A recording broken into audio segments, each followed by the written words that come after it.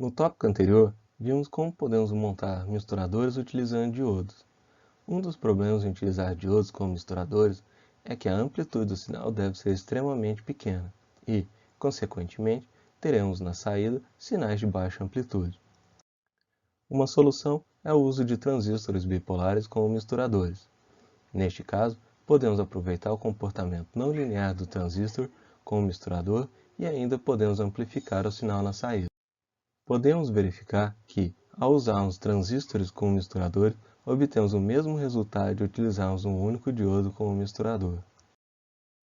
Aqui temos o exemplo de utilização prática de transistor como misturador, onde foi utilizado transformador para somar os sinais e um resistor para fazer a polarização do transistor, mas de forma com que ele ainda opere na região não linear. Uma outra forma de usar misturadores com transistor é utilizar uma fonte ligada na base e a outra fonte no emissor do transistor.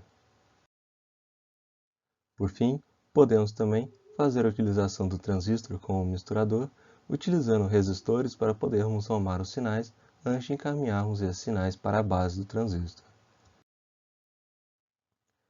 Aqui, mais um outro exemplo prático, no qual foi adicionado um circuito ressonante LC para filtrar as componentes de frequência indesejada.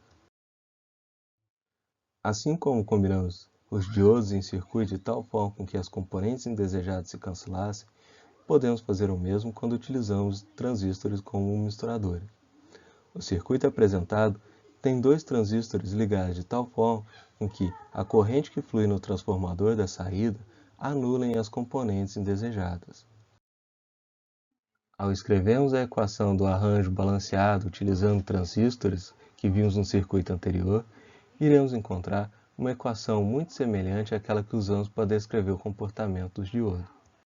Como podemos observar, a equação não descreve um bom misturador, pois, apesar de utilizarmos a parte proporcional e quadrática, há outros fatores que compõem o polinômio. Isso faz com que este misturador produza frequências indesejadas além das frequências desejadas. Por outro lado, ao analisarmos a equação que descreve o comportamento dos transistores de efeito de campo, podemos verificar que eles se comportam de forma mais quadrática do que os transistores bipolares. Podemos dizer, então, que é mais conveniente utilizarmos transistores de efeito de campo como misturador. Aqui temos um exemplo prático de como podemos converter um circuito que utiliza transistor bipolar como misturador para transistor de efeito de campo. Esse circuito é um exemplo de uso de transistor de efeito de campo com um misturador balanceado. Aqui temos uma alternativa ao circuito anterior, utilizando menos componentes. De forma a facilitar a montagem de misturadores com transistor de efeito de campo, encapsulando eles em um único componente, foram desenvolvidos MOSFET com duplo gate. Aqui temos um modelo comercial, o BF991, que é um MOSFET duplo gate que pode ser utilizado em circuitos misturadores.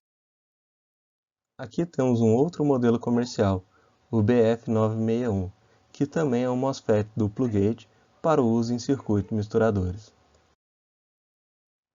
Aqui temos a curva de comportamento do transistor BF961.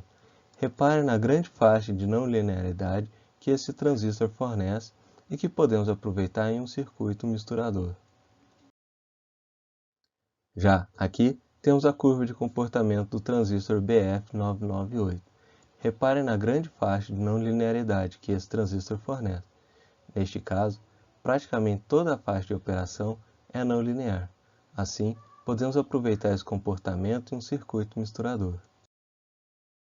Estes gráficos mostram a função de corrente do dreno em relação à tensão de cada um dos gates. Reparem o comportamento de saída aqui apresenta uma característica de comportamento fortemente quadrático, o que, como já vimos, é o ideal para misturadores.